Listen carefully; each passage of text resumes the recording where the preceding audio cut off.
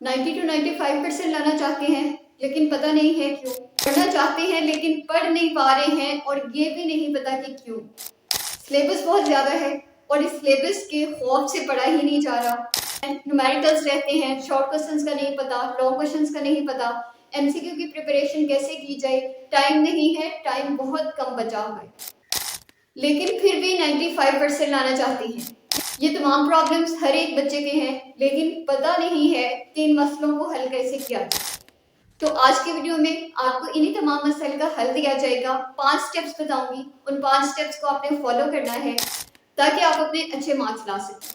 Students, papers में 3 से 4 दिन बचे हुए हैं, लेकिन अभी आपका सिलेबस बहुत ज़्यादा बड़ा हुआ है और सिलेबस के बहुत ज़्यादा होने का एक खौफ बैठा हुआ है दिल में, जिसको हम सिलेबस फियर कहते हैं, यानी सिलेबस का खौफ है।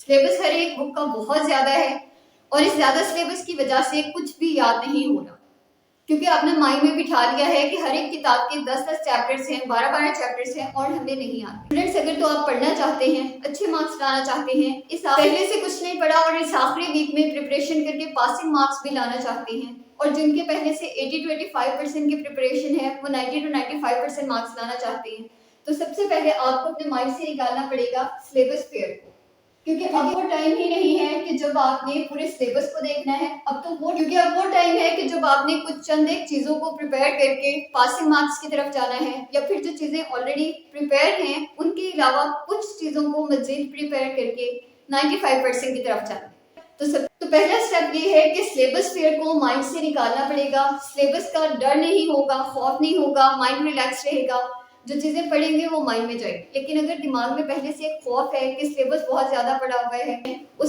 और जितने मर्जी घंटे पढ़ रहे हैं, 5 घंटे, 7 घंटे, 8 घंटे, 10 घंटे, लेकिन माइंड में कुछ नहीं जा रहा, एंड में ऐसे ही लगता है कि मुझे अभी भी कुछ नहीं आता है, ऐसे ही लगता है कि जो चीजें मैंने पढ़ ली हैं मुझे प्रिपेयर नहीं हुई, मुझे याद नहीं हुई, मुझे नहीं आती, मुझे पेपर के अंदर भी इनमें से कुछ नहीं आएगा।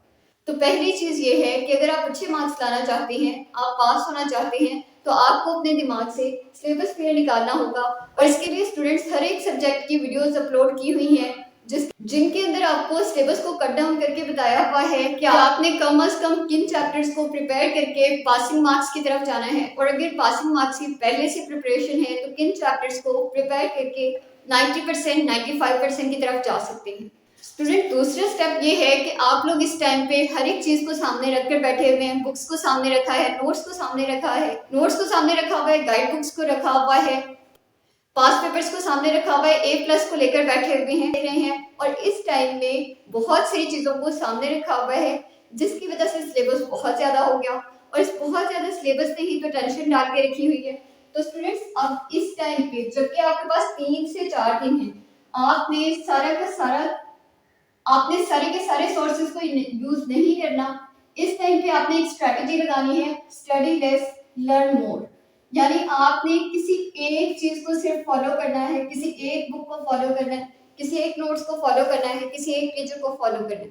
हर एक चीज को लेकर नहीं बैठना। हर एक चीज को लेकर बैठेंगे तो इस टाइम पे जबकि आपके पास 3 से 4 दिन बचे हुए हैं, सारी चीजें तो प्रिपेयर नहीं हो पाएंगी, लेकिन नुकसान ये हो जाएगा कि कुछ भी प्रिपेयर नहीं हो पाएगा। किसी एक बुक को फॉलो करें, किसी एक नोट्स को फॉलो करें, किसी एक चीज को फॉलो करें और सिर्फ वही चीजें याद करें जो कि पास्ट पेपर्स के अंदर ज्यादा रिपीटेड हैं, जिनके आने के चांसेस ज्यादा हैं।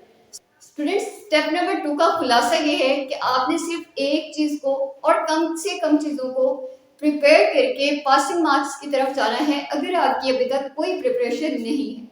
अगर हम थर्ड स्टेप की बात करें तो थर्ड स्टेप कहता है कि इस टाइम पे बच्चे 3 से 4 दिनों में डेली बेसिस पे टाइम टेबल बना रहे हैं। आपने इस टाइम पे स्टडी के लिए ड्यूरेशन नहीं निकालना, बल्कि अपने स्टडी ड्यूरेशन में से बाकी चीजों के लिए टाइम निकालना है। यानी सो के उठे हैं तो पढ़ना है और उसके अंदर से टाइम निकालें कि पढ़ते पढ़ते ये काम भी करना है, ये काम भी करना है, ये काम भी करना है, ताकि आप नॉर्मल से कुछ ज्यादा घंटे पढ़ें और उन कुछ ज्यादा घंटों में रिलैक्स होकर अपने माइंड को क्लियर करके फिर पढ़ें और चीजों को प्रिपेयर करें। टाइम टेबल इस टाइम पे रिकमेंडेड नहीं है, लेकिन फिर मसला ये आएगा कि अगर टाइम टेबल नहीं है तो फिर पढ़ा कैसे जाए। तो स्टूडेंट्स, पढ़ने के लिए इस टाइम पे जबकि आपके पास 3 से 4 दिन है, टाइम टेबल नहीं बल्कि आपने गोल सेट करके अपने सामने गोल लिख कर रखना है। और गोल क्या है कि इन 3 घंटों में चैप्टर नंबर 1 को प्रिपेयर करना है, अगले 3 घंटों में चैप्टर नंबर 2 को प्रिपेयर करना है और चाहे जो कुछ मर्जी हो जाए इस चैप्टर को प्रिपेयर करके ही उठूंगा। ये एक दिन के लिए फलां बुक का एक चैप्टर, दूसरी बुक का एक चैप्टर, तीसरी बुक का एक चैप्टर, जो चीजें आप प्रिपेयर करना चाहते हैं इस टाइम पे वही चीजें आपका टाइम टेबल है। सेपरेट चैप्टर नंबर अपने सामने लिख कर रखें या वो सिलेबस जो कि आप एक दिन में प्रिपेयर करना चाहते हैं वो अपने सामने लिख कर रखें। वही आपका टाइम टेबल, वही आपका गोल, उसी को आपने प्रिपेयर करना है और अपनी 100% एनर्जीज को लगाना है ताकि आप अपने उस गोल को, उस टारगेट को मीट कर पाए। उसको आपने गलत नहीं होने देना है। उसके लिए आपको जितने घंटे जागना पड़े, जितना पढ़ना पड़े, जब जब पढ़ना पड़े, वो सब आपने करना। फिर चलते हैं स्टेप नंबर 4 की तरफ। स्टूडेंट्स, स्टेप नंबर 4 आपकी एक स्ट्रेटेजी है और इसको हम डोंट स्ट्रेटेजी कहते हैं। डोंट स्ट्रेटेजी से मुराद है कि आपने वो तमाम चीजें जो अननेसेसरी हैं, जो अनइम्पॉर्टेंट हैं, जिनके ना होने से गुजारा हो जाएगा। जैसे आप इंस्टाग्राम रील्स नहीं भी देखेंगे, टिकटॉक नहीं भी देखेंगे, कुछ दिनों के लिए गेम्स का ड्यूरेशन कम भी कर देंगे, तब भी आपका गुजारा हो सकता है। तो हमारा स्ट्रेटजी नंबर 4 डोंट है, यानी आपने वो चीजें जो कि आपके लिए अनइम्पॉर्टेंट है, अननेसेसरी है, उनको डोंट कहना है और सिर्फ वो काम करने हैं कि जिनके बगैर गुजारा ना हो। यानी सिलेक्टिव चीजों को यस कहें और बाकी सबको डोंट कहें। बिल्कुल ऐसे ही आपने सिलेबस के साथ करना है कि सिलेबस में हर एक चीज को पढ़ने नहीं बैठना, बल्कि किसी एक चीज को फॉलो करना है और बाकी सब चीजों को डोंट कहना है।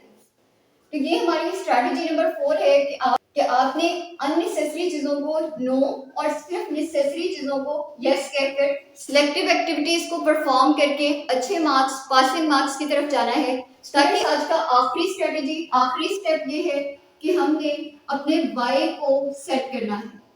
स्टूडेंट्स, आज की आखिरी स्ट्रेटेजी है वाई, क्योंकि हमें अपने वाई का नहीं पता, हमें ये नहीं पता कि हम 95% मार्क्स लेना क्यों चाहते हैं, हम पासिंग मार्क्स क्यों लेना चाहते हैं, हमारा कोई इमोशनल अटैचमेंट नहीं है उन मार्क्स के साथ, अपने सेट किए हुए गोल्स के साथ। इस वजह से हम उनके लिए मेहनत नहीं करते और इसी वजह से हमारा अब तक यानी इन आखिरी दिनों में भी सिलेबस बचा है।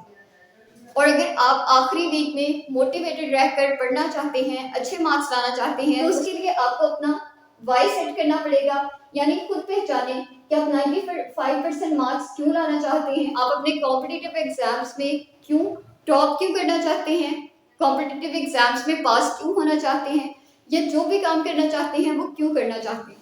जिसकी रीजंस कुछ भी हो सकती हैं, जैसे कि आप अपने कोई ड्रीम्स पूरा करना चाहते हैं, जैसे कि आप अपने पेरेंट्स को खुश करना चाहते हैं, जैसे कि आप अपने पेरेंट्स की पूरी लाइफ की मेहनत का उनको रिवॉर्ड देना चाहते हैं। तो आपका वाई कुछ भी हो सकता है।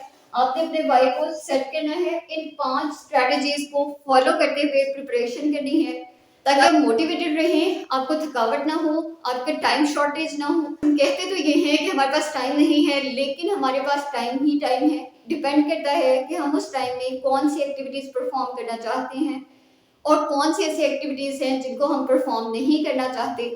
और क्यों नहीं करना चाहते, क्योंकि हमें ये पता ही नहीं है कि आखिर रीजन क्या है ये सारे काम करने।